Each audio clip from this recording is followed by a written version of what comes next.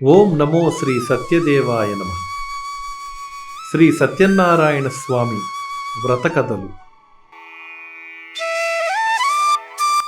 ప్రథమ అధ్యాయం ప్రారంభం. శ్రీకరమైన నైమిసారణ్యమది. దీర్ఘ సత్రయాగం జరుగుతూ ఉన్నటువంటి ప్రాంతమది. అక్కడే వేదవ్యాసుని ప్రత్యక్ష శిష్యుడైన వైశంపాయనుని అనుంగ శిష్యుడు సూత మహర్షి ఎన్నో పురాణగాథలను వివరించారు. శౌనకాది మునులు వాటిని శ్రద్ధగా విని తరించి జాతికి అందించారు. ఒకనాడు శ్రీ సూత మహర్షిని శౌనకాది మహామునులు దర్శించుకొని కొన్ని సందేహాలను వెలియబుచ్చారు. ఓ పౌరాణిక బ్రహ్మ, సూత మహర్షి మానవులు ఏ వ్రతం చేసినట్లయితే కోరిన కోరికలు ఫలించి ఇహపర లోక సిద్ధి పొందుతారో, ఏ తపస్సు చేసినట్లయితే లబ్ధి పొందుతారో తెలియచేయండి ప్రార్థించారు. అది విన్న సూతుడు, ఓ మునిశ్రేష్ఠులారా, పూర్వం ఒకసారి శ్రీ మహావిష్ణువును నారదుడు ఇప్పుడు మీరు అడిగినట్లే అడిగారు. అందుకు శ్రీ మహావిష్ణువు స్వయంగా నారద మహర్షికి చెప్పిన వృత్తాంతాన్నే మీకిప్పుడు చెప్పబోతూ ఉన్నాను, శ్రద్ధగా వినండి అన్నాడు. నారదుడు జగత్ కళ్యాణం కోసం లోక సంచారం చేస్తూ ఒకరోజు భూలోకానికి వచ్చారు. పూర్వజన్మ కర్మఫలం వల్ల పలు జన్మలను ఎత్తుతూ అనేక కష్టాలను అనుభవిస్తూ ఉన్న మానవులను చూచి జాలిపడ్డాడు. వారి కష్టాలు కడతేరే ఉపాయమేది అని ఆలోచించుకుంటూ విష్ణులోకానికి వెళ్ళాడు.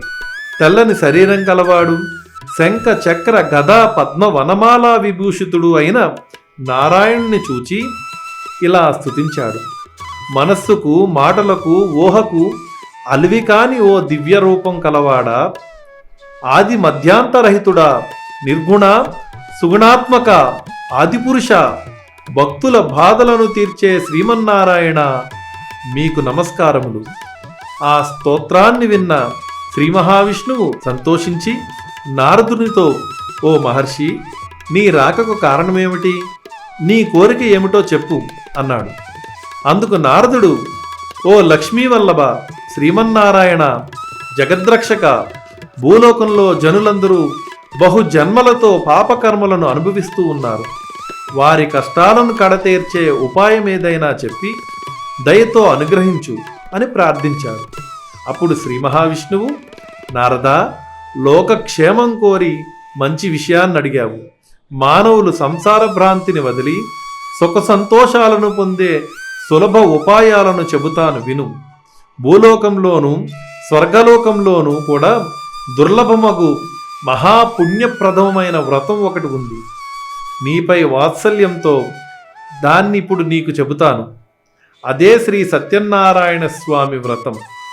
ఈ వ్రతాన్ని భక్తి శ్రద్ధలతో ఆచరించిన వారు సర్వ సుఖాలను, మోక్షాన్ని పొందుతారు. అందుకు నారదుడు, మహాప్రభు, ఆ వ్రతాన్ని ఆచరించడం వల్ల ఎలాంటి ఫలితం వస్తుంది? ఆచరించే విధానం ఏమిటి? ఇంతకు పూర్వం ఈ వ్రతాన్ని చేసి ఫలితం పొందిన వారెవరైనా ఉన్నారా? ఎప్పుడు ఆచరించడం శ్రేష్టం? తదితర వివరాలన్నీ నాకు తెలియచేయండి అని కోరాడు. శ్రీ మహావిష్ణువు సత్యనారాయణ స్వామి వ్రతమహత్యాన్ని నారదునికి ఇలా వివరించారు. ఈ వ్రతం కష్ట నష్టాలను, విచారాన్ని పోగొడుతుంది, ధనధాన్యాలను వృద్ధి చేస్తుంది, సౌభాగ్యకరమైన సంతానాన్ని, సర్వత్రా విజయాన్ని ప్రసాదిస్తుంది. మాఘమాసము, వైశాఖ మాసము, కార్తీక మాసాల్లో గాని ఏదైనా శుభదినంలో గాని ఆచరించవచ్చు. కార్య విజయానికి గాని, కష్టాలు తీరడానికి గాని, దారిద్ర్యం పోగొట్టుకోవడానికి గాని ఈ వ్రతాన్ని ఆచరించవచ్చు. శక్తి కలిగిన వారు ప్రతి నెల ఈ వ్రతాన్ని చేయవచ్చు. వీలు కాని వారు పక్షంలో ఒకసారి, శక్తిని బట్టి సంవత్సరంలో ఒక్కసారైనా వ్రతాన్ని జరుపుకోవచ్చు. ఏకాదశి రోజున కానీ, పౌర్ణమి రోజున కానీ, సూర్య సంక్రమణం రోజున కానీ సత్యనారాయణ వ్రతము చేయవచ్చు. ఈ వ్రతాన్ని చేయదలిచిన రోజున సూర్యోదయానికి ముందే మేల్కొనాలి.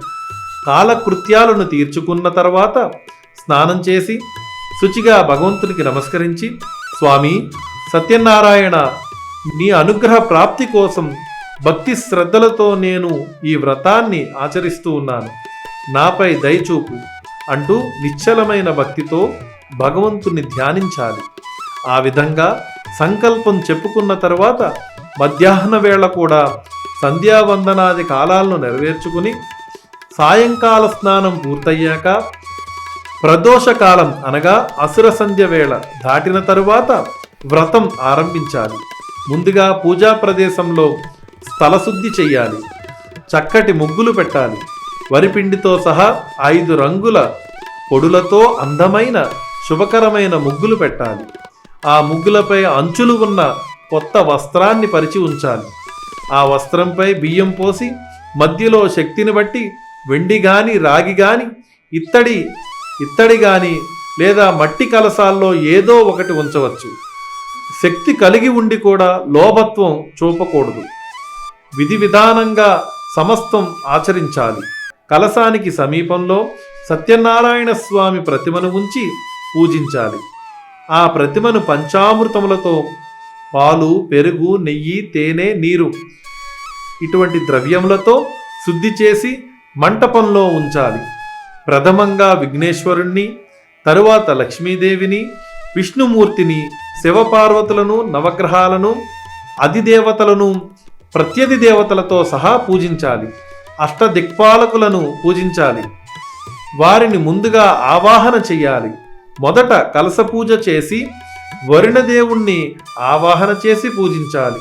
పిమ్మట విఘ్నేశ్వరుడు మొదలైన పంచపాలకులు 5గురిని కలశంలోకి ఆవాహన చెయ్యాలి. ఉత్తర దిశలో మంత్రాలతో ఉదక సహితంగా ఆవాహనం చేసి పూజించాలి. సూర్యాది గ్రహాలను, దిక్పాలకులను ఆయా స్థానాల్లోకి ఆవాహన చేసి పూజించాలి. ఆ తర్వాత సత్యనారాయణ స్వామిని ప్రతిష్ఠించి పూజ చేయాలి. అష్టదిక్పాలకులను తూర్పు మొదలైన 8 దిశల్లో ప్రతిష్ఠించి పూజించాలి. ఆ తర్వాత సత్యదేవుణ్ణి పూజించాలి. భక్తి శ్రద్ధలతో ఏ రోజైనా ఈ వ్రతాన్ని అందరూ చేసుకోవచ్చు. పగలు ఉపవాసం ఉండి సాయం సమయంలో సత్యనారాయణ స్వామిని పూజించడం చాలా మంచిది. ఈ వ్రతాన్ని అందరూ బంధువులతో కలిసి చేసుకోవచ్చు. గోధుమ నూకలో గాని, వరి నూకలో గాని అరటిపళ్ళు, ఆవు పాలు, ఆవు నెయ్యి, పంచదార లేదా బెల్లం కలిపి ప్రసాదం తయారు చేసి స్వామికి నివేదించాలి. ఇలా స్వామికి నివేదించిన ప్రసాదాన్ని అందరికీ పంచాలి. సత్యనారాయణ స్వామిని నృత్య గీతాది మహారాజోపచారములతో సంతుష్టుణ్ణి చేయాలి. ఈ కలియుగంలో భూలోక మానవులు తమ కామితార్థాలను తీర్చుకునేందుకు సులభమైన వ్రత మార్గం ఇదే. మానవులు తమ కోరికలను తీర్చుకోవడానికి ఇంతకంటే సులభమైన వ్రత మార్గం ఇంకొకటి లేదు అని శ్రీమన్నారాయణుడు నారదునికి ఉపదేశించాడని సూత మహర్షి సౌనకాది మునులకు బోధించాడు. ప్రథమాధ్యాయం సంపూర్ణం. ఓం నమో శ్రీ సత్యదేవాయ నమః. శ్రీ సత్యనారాయణ స్వామి వ్రతం ద్వితీయాధ్యాయం ప్రారంభం. సూత మహర్షి సౌనకాది మునులకు ఇలా చెబుతూ ఉన్నారు. ఓ మునులారా, పూర్వం శ్రీ సత్యనారాయణ స్వామి వ్రతం ఆచరించిన వారిని గురించి చెబుతాను వినండి. కాశీనగరంలో ఒక నిరుపేద బ్రాహ్మణుడు ఉండేవాడు. అతడు దరిద్ర బాధను అనుభవిస్తూ అన్నవస్త్రాలకు సైతం లేక పడరాని పాట్లు పడుతూ ఉండేవాడు. ఒకనాడు భగవంతుడు అతనిపై దయతలచి వృద్ధిని వేషంలో అతని ఎదుట నిలిచి, ఓయి విప్రోత్తమ, నీవెందుకు దుఃఖిస్తున్నావు? నీ వృత్తాంతమంతా చెప్పవలసింది అని అన్నాడు. అంతటా ఆ బ్రాహ్మణుడు, ఓ మహాత్మా, నేను మిక్కిలి దరిద్రుడినై భిక్షాటనంతో జీవిస్తూ ఉన్నాను. పడరాని పాట్లు పడుతూ ఇంటింటికి తిరుగుతూ ఉన్నాను. నా దరిద్రం పోయే మార్గం ఏదైనా ఉంటే చెప్పి చేయూతనివ్వండి స్వామి అని వేడుకున్నాడు. అప్పుడు ఆ వృద్ధుని వేషంలో ఉన్న భగవంతుడు, ఓ ద్విజోత్తమ, శ్రీ సత్యనారాయణ స్వామి సాక్షాత్తు శ్రీమన్నారాయణుని యొక్క అవతారమే. ఆ స్వామిని పూజించు, నీ కష్టాలన్నీ తొలగిపోతాయి అంటూ వ్రత విధానం వివరించి అక్కడే అదృశ్యమయ్యాడు. ఆ వృద్ధుడు చెప్పిన సత్యనారాయణ స్వామి వ్రతాన్ని రేపు చేసుకుంటాను అని బ్రాహ్మణుడు సంకల్పించుకున్నాడు. ఆ విషయాన్నే తలుచుకుంటూ నిద్ర పట్టని వాడే తెల్లవారుజామునే లేచి ఈ రోజు తప్పకుండా శ్రీ సత్యనారాయణ స్వామి వ్రతం చేసుకుంటానని మళ్ళీ సంకల్పం చెప్పుకున్నాడు. యథావిధిగా భిక్షాటనకు బయలుదేరాడు. స్వామి దయవలన ఆ రోజున బ్రాహ్మణుడికి చాలా ద్రవ్యం లభించింది. దానితో అతడు బ్రాహ్మణులను బంధువులను పిలిచి సత్యనారాయణ స్వామి వ్రతాన్ని భక్తి శ్రద్ధలతో ఆచరించాడు. ఆ వ్రత మహిమ వలన ఆ బ్రాహ్మణుడు దరిద్ర బాధలు తీరి సకల సంపదలతో విలసిల్లాడు. ప్రతీ నెల విడవకుండా శ్రీ సత్యనారాయణ స్వామి వ్రతాన్ని భక్తి శ్రద్ధలతో ఆచరించసాగాడు. క్రమేపీ అతనికి మహదైశ్వర్యం పట్టింది. సర్వ పాపాల నుంచి విముక్తి పొందాడు. మరణానంతరం మోక్షం పొందాడు. భూలోకంలో ఎవరైనా ఆ బ్రాహ్మణుడు చేసినట్లు శ్రీ సత్యనారాయణ స్వామి వ్రతం చేసినట్లయితే వారి సర్వ దుఃఖాలు తొలగి సుఖ సంతోషాలతో ఉండగలరు. ఓ మునులారా, ఈ విధంగా శ్రీమన్నారాయణుడు నారద మహర్షికి చెప్పిన వృత్తాంతాన్ని మీకు తెలియజేశాను అని సూత మహర్షి చెప్పారు. అప్పుడు ఋషులు మళ్ళీ ఈ విధంగా అడిగారు, ఓ మహర్షి, ఆ బ్రాహ్మణుని వల్ల విన్నవారెవరైనా ఈ వ్రతాన్ని ఆచరించారా? చెప్పండి, మాకు వినాలని ఉంది అని సూత మహర్షిని అడిగారు. సూత మహర్షి ఈ విధంగా చెబుతూ ఉన్నారు, మునులారా, ఆ బ్రాహ్మణుడు ఒకరోజు తన శక్తి కొద్దీ బంధుమిత్రులను పిలుచుకొని వ్రతం చేయడం ప్రారంభించాడు. అంతలో ఒక కట్టెలమ్ముకునేవాడు అక్కడికి వచ్చి కట్టెల మోపును బయట దింపుకొని లోపలికి వచ్చి వ్రతాన్ని చూడసాగాడు. బ్రాహ్మణుడు చేస్తున్న వ్రతాన్నంతా ఓపికతో చూసి దేవునికి బ్రాహ్మణునికి నమస్కారం చేసి, ఓ బ్రాహ్మణోత్తమ, మీరిప్పుడు చేసిన పూజ ఏమిటి? దాని వలన కలిగే ఫలితం ఏమిటి? వివరంగా చెప్పమని అర్థించాడు. విప్రుడు ఈ విధంగా చెప్పాడు, ఓయి, ఇది సత్యనారాయణ స్వామి వ్రతము. ఈ వ్రతం చేస్తే సర్వకార్యాలలో సిద్ధి కలుగుతుంది. కోరిన కోరికలు ఫలిస్తాయి. సకలైశ్వర్యవంతులు కావచ్చు. ఆ బ్రాహ్మణుడు చెప్పిన దానిని శ్రద్ధగా విన్న ఆ కట్టెలమ్ముకునేవాడు చాలా సంతోషించి స్వామివారి ప్రసాదాన్ని స్వీకరించి తన ఇంటికి వెళ్ళాడు. అతడు సత్యనారాయణ స్వామినే మనసులో ధ్యానిస్తూ వ్రతం చేయాలని సంకల్పించుకున్నాడు. ఈ కట్టెలు అమ్మడం ద్వారా వచ్చే ధనంతో శ్రీ సత్యనారాయణ స్వామి వ్రతం చేయాలని తలుచుకున్నాడు. అతడు కట్టెలను అమ్మడానికి మరుసటి దినం నగరంలో ధనవంతులున్న ఇళ్లవైపు వెళ్ళాడు. స్వామి అనుగ్రహం చేత అతనికి ఆనాడు రెట్టింపు లాభం వచ్చింది. దానికి అతడు సంతోషించి అరటిపళ్ళు, పంచదార, ఆవు నెయ్యి, ఆవు పాలు, గోధుమ నూక, పూజా సామాగ్రిని అంతటినీ తీసుకుని ఇంటికి వెళ్ళాడు. బంధువులందరినీ పిలిచి శ్రద్ధగా శ్రీ సత్యనారాయణ స్వామి వ్రతం చేశాడు. ఆ వ్రత మహిమ చేత అతడు ధనధాన్యాలతో, పుత్ర పౌత్రాదులతో సర్వ సంపదలు కలిగినవాడై సకల సౌఖ్యాలు అనుభవించి అంత్యకాలంలో సత్యలోకం చేరుకున్నాడు. ద్వితీయాధ్యాయం సంపూర్ణం. ఓం నమో శ్రీ సత్యదేవాయ నమః. శ్రీ సత్యనారాయణ స్వామి వ్రత కథలు తృతీయాధ్యాయం ప్రారంభం.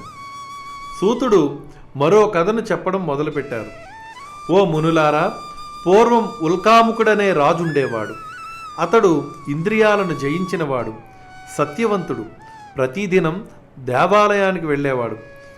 ఆ రాజు ఒకనాడు ధర్మపత్ని సమేతుడై భద్రశీలా నది తీరంలో శ్రీ సత్యనారాయణ స్వామి వ్రతం చేస్తూ ఉన్నాడు. ఇంతలో సాధువు అనే ఒక వర్తకుడు అక్కడికి వచ్చాడు.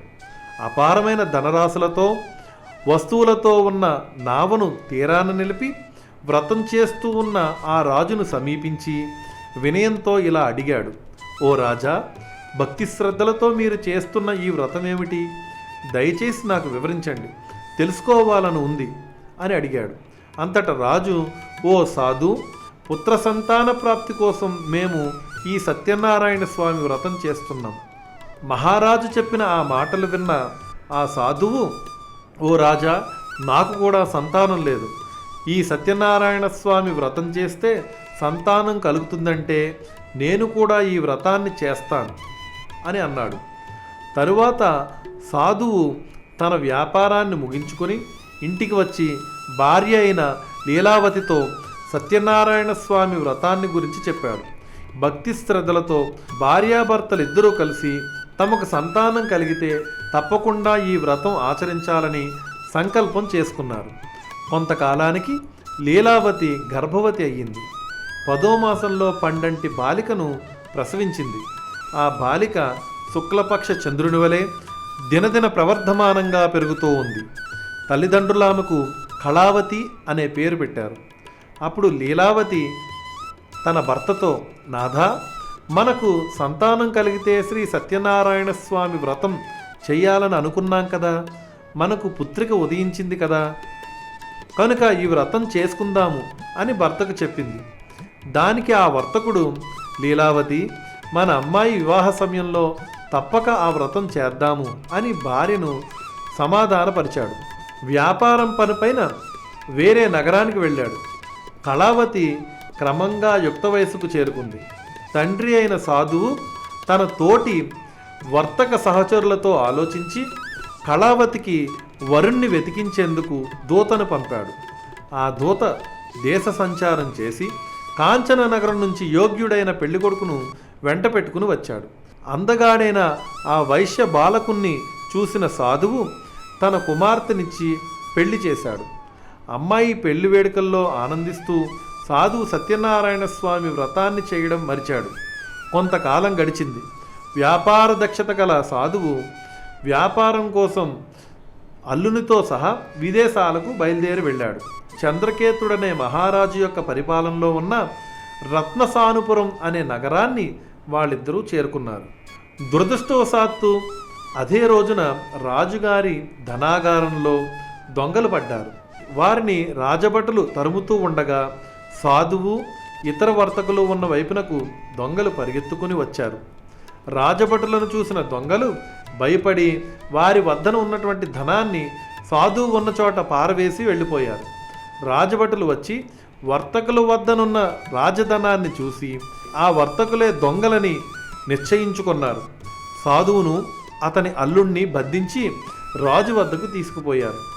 ఆ రాజభటులు, మహారాజా, ధనంతో కూడా దొంగలను పట్టి తీసుకుని వచ్చాము, విచారించి శిక్షించండి అని చెప్పారు.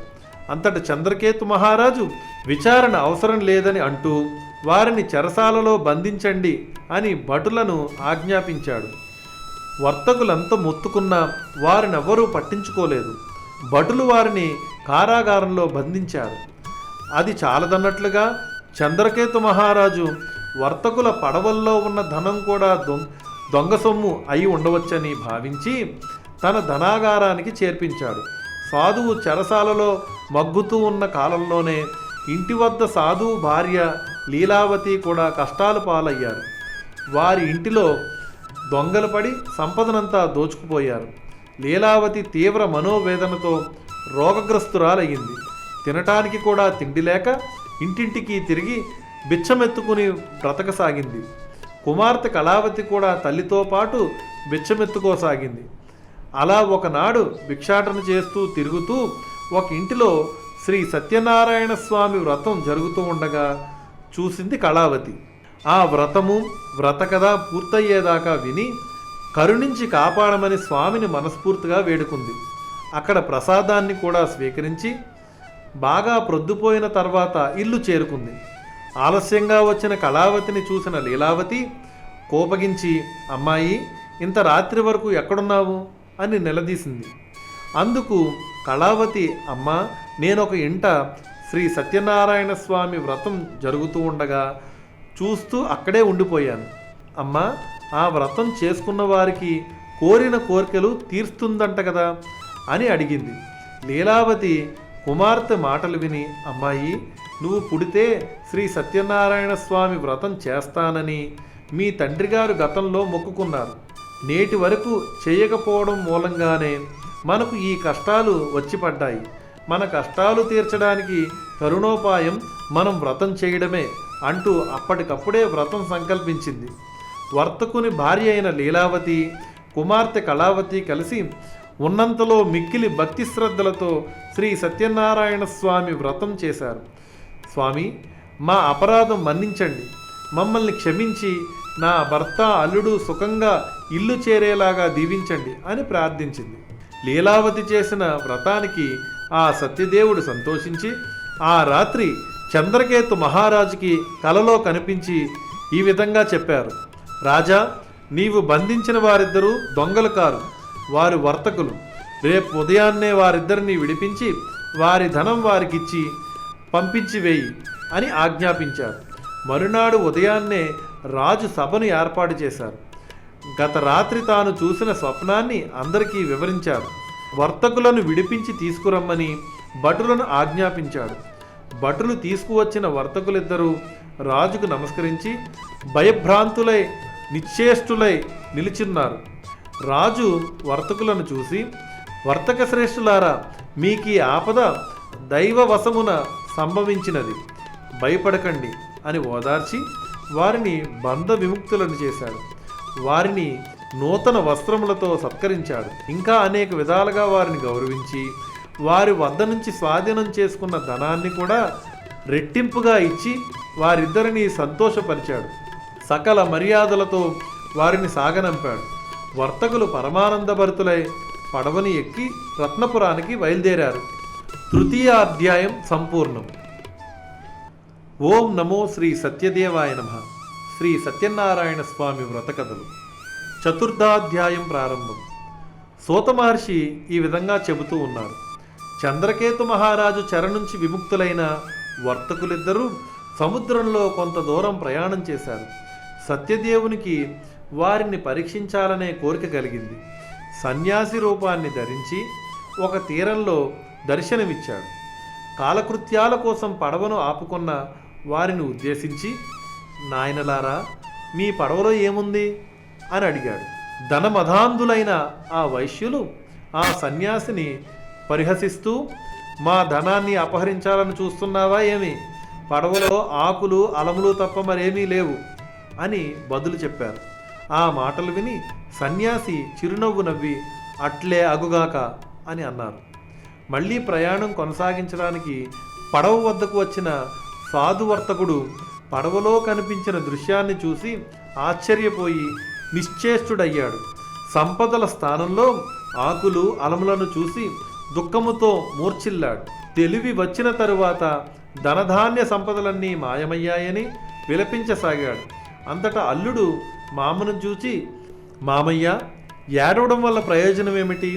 మహనీయుడైన ఆ సన్యాసిని పరిహసించినందుకు మనకి దుస్థితి వాటిల్లింది. సన్యాసి కోపం వల్లనే సర్వస్వం కోల్పోయాం.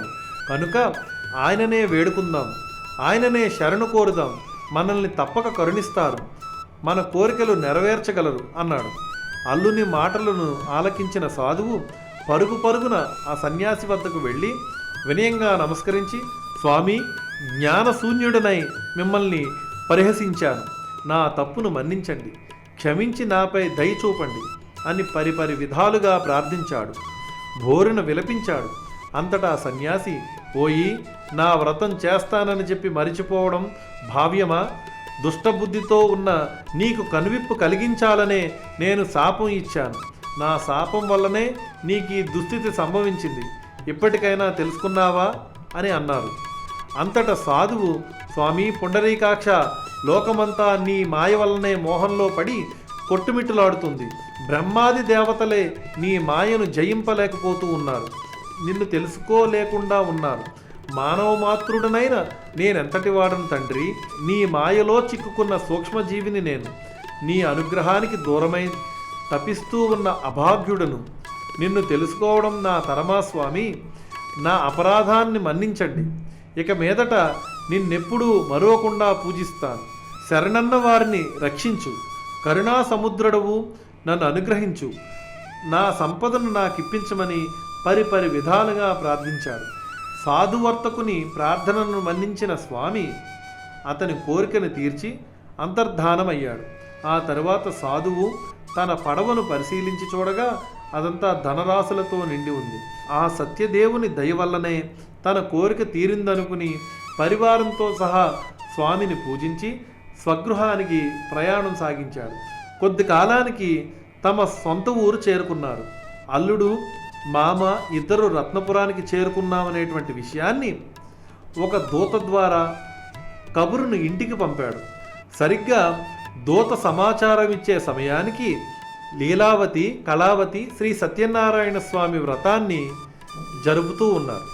అప్పుడు లీలావతి ఆ వార్త విని సంబరపడి, అమ్మాయి కళావతి, సత్యనారాయణ స్వామి వ్రతం త్వరగా ముగించి రావమ్మా, నేను పడవ వద్దకు వెళుతూ ఉన్నాను అని చెప్పి వెళ్ళింది. తల్లి మాటలు విన్న కళావతి హడావిడిగా వ్రతం ముగించి ప్రసాదాన్ని భుజించడం మరిచింది. పరుగు పరుగున పతిని చూడడానికి వెళ్ళింది. ప్రసాదాన్ని ఆరగించకుండా వచ్చినందుకు సతీదేవుడు ఆమెకు మరో పరీక్ష పెట్టాడు. ధనాన్ని సంరక్షిస్తున్న అల్లునితో సహా పడవ నీటిలో మునిగిపోయేటట్లు చేశాడు. అది చూసిన తీరాన ఉన్న వారందరూ హాహాకారాలు చేశారు. లీలావతి, కళావతి దుఃఖించసాగారు. హఠాత్తుగా పడవ మునిగిపోవడం ఏమిటి? చూసిన లీలావతి నెత్తి నోరు బాదుకుంటూ విలపిస్తూ భర్తతో, ఏమండి, అల్లుడు అంత హఠాత్తుగా పడవతో సహా ఎట్లా మునిగిపోయాడు? ఇదంతా ఆ దేవుని మాయగాక మరేమిటి అంటూ దుఃఖపడసాగింది. ఇదంతా ఆ దేవుని మాయగాక మరేమిటి అంటూ దుఃఖించసాగింది. కళావతి భర్త మునిగిపోయినందుకు ఏడవసాగింది. తన భర్త తన కళ్ళ ఎదుటే మునిగిపోవడం చూసిన కళావతి అతని పాదుకలను తీసుకుని వాటితో సహగమనం చేయడానికి సిద్ధపడింది. సాధువర్తకుడు ఇదంతా చూసి దుఃఖంలోనూ తెలివి తెచ్చుకొని ఇదంతా ఆ స్వామి మాయ కాబోలు అని ఊహించాడు. శక్తి కొద్దీ స్వామిని పూజిస్తానని సంకల్పించి అందరితో పాటు స్వామిని వేడుకున్నాడు. ఆ సమయంలో ఆకాశవాణి పలికింది, ఓయి సాధు, నీ కుమార్తె భర్తను చూడాలనే తొందరలో నా వ్రతాన్ని ముగించి ప్రసాదాన్ని ఆరగించడం మరిచింది. ఆమె మళ్ళీ ఇంటికి పోయి ప్రసాదాన్ని భుజించి వస్తే అంతా శుభం కలుగుతుందని ఆకాశవాణి వినిపించింది. ఆకాశవాణి పలుకులు విన్న కళావతి పరుగు పరుగును ఇంటికి వెళ్ళింది. కళ్ళకద్దుకుని ప్రసాదం తీసుకుంది. తప్పు మన్నించమని స్వామిని వేడుకొని తిరిగి నది వద్దకు వచ్చింది. ఆశ్చర్యంగా తన భర్త పడవతో సహా నీటిపై తేలడం చూసి సంతోషపడింది. అందరూ ఆనందించారు. సాధువర్తకుడు నది ఒడ్డునే అందరితో కలిసి సత్యనారాయణ స్వామి వ్రతం చేసుకుని ఇంటికి వెళ్ళాడు. అటు పిమ్మట ఆ వైశ్యుడు తన జీవితాంతము ప్రతి పౌర్ణమి నాడు రవి సంక్రమణ సమయంలోనూ సత్యనారాయణ స్వామి వ్రతం చేస్తూ సర్వ సౌఖ్యాలు పొందాడు. చివరకు మోక్షం పొందాడు. చతుర్థాధ్యాయం సంపూర్ణం. ఓం నమో శ్రీ సత్యదేవాయ నమః. శ్రీ సత్యనారాయణ స్వామి వ్రతకథలు పంచమాధ్యాయం ప్రారంభం. సూత మహర్షి ఈ విధంగా చెబుతూ ఉన్నారు. ఓం మునిశ్రేష్ఠులారా, మీకు మరొక కథను చెబుతాను, శ్రద్ధగా వినండి. పూర్వము తుంగధ్వజుడనే రాజు ఉండేవారు. అతడు ధర్మపారాయణుడై ప్రజలను కన్నబిడ్డల వలె చూస్తూ రాజ్యపాలన చేస్తూ ఉన్నాడు. అతడు ఒకనాడు వేట కోసం అడవికి పోయి తిరిగి వస్తూ మార్గమధ్యంలో విశ్రాంతి తీసుకుంటూ ఉన్నాడు. దూరంగా ఒక మారేడు చెట్టు క్రింద కొంతమంది యాదవులు వ్రతం చేసుకుంటూ ఉంటే చూశాడు. స్వామికి నమస్కారమైనా చేయకుండా నిర్లక్ష్యం చేశాడు. వ్రతం పూర్తయిన తర్వాత గోపాలురు ఆ ప్రసాదాన్ని రాజుగారికిచ్చి స్వీకరించమన్నారు. రాజు అహంకారంతో, ఈ గోపబాలురు చేసినటువంటి వ్రతాన్ని నేను చూడడం ఏమిటి, ఆ ప్రసాదాన్ని నేను స్వీకరించడం ఏమిటి అని అక్కడ విడిచిపెట్టి వెళ్ళిపోయాడు. ఆ రాజు యొక్క కళ్ళు తెరిపించేందుకు శ్రీ సత్యనారాయణ స్వామి ఈ లీలను ఈ విధంగా ప్రదర్శించాడు. రాజుగారి 100 మంది కుమారులు అకారణంగా చనిపోయారు. రాజ్యంలో అల్లకల్లోల పరిస్థితులు ఏర్పడ్డాయి. శత్రువులు యుద్ధం ప్రకటించినట్లు వార్తలు వినవచ్చాయి. ఇదంతా చూచిన రాజుకు జ్ఞానోదయమైంది. ఆహా, నిన్నటి రోజున యాదవులు ఇచ్చినటువంటి ప్రసాదాన్ని నేను తిరస్కరించినందువల్లనే ఈ సమస్యలు నన్ను చుట్టుముట్టాయి అనుకుని వెంటనే గొల్లల వద్దకు వెళ్ళి వ్రత విధానం తెలుసుకుని వచ్చాడు. నియమనిష్టలతో భక్తి శ్రద్ధలతో సత్యదేవుని వ్రతం ఆచరించాడు. అంతటా స్వామి దయతలచి మళ్ళీ ధనధాన్యాది సంపదలను 100 మంది పుత్రులను రాజ్య సుఖాలను ఇచ్చి అనుగ్రహించాడు. రాజు క్రమం తప్పక ఈ వ్రతం చేస్తూ అంత్యకాలంలో సత్యలోకాన్ని పొందాడు. మహోన్నతమైన ఈ వ్రతమును భక్తి శ్రద్ధలతో చేసేవారు, వ్రతం చూచినవారు, కథ విన్నవారు సత్యనారాయణ స్వామి అనుగ్రహానికి పాత్రులవుతారు. ఆయన కృపచే ధనధాన్య సంపత్తులను, పుత్ర పౌత్రాభివృద్ధిను పొందుతారు. ఇహలోకంలో సర్వ సౌఖ్యాలను అనుభవిస్తారు, మోక్షం కూడా పొందుతారు. ఈ వ్రతం భక్తితో చేస్తే దరిద్రులు ధనవంతులవుతారు. న్యాయపరమైన చిక్కులు ఎదుర్కొంటున్న వారు భయం తొలగిపోతుంది. ఓ మునులారా, మానవులను సర్వ దుఃఖాల నుంచి విముక్తి చేయగల శ్రీ సత్యనారాయణ స్వామి వ్రత విధానాన్ని, దాని ఫలితాలను ఆచరించి ముక్తి పొందిన వారి కథలను మీకు బోధించారు. విశేషించి ఈ కలియుగంలో శ్రీ సత్యనారాయణ స్వామి వ్రతాన్ని మించినది ఏదీ లేదు. ఇది ప్రత్యక్ష ఫలప్రదం అని సూత మహర్షి సౌనకాది మునులకు వ్రత విధానాన్ని తెలియచేశారు. ఇది శ్రీ పంచమోధ్యాయం సంపూర్ణం. ఏడుకొండలవాడ వెంకటరమణ గోవింద గోవింద.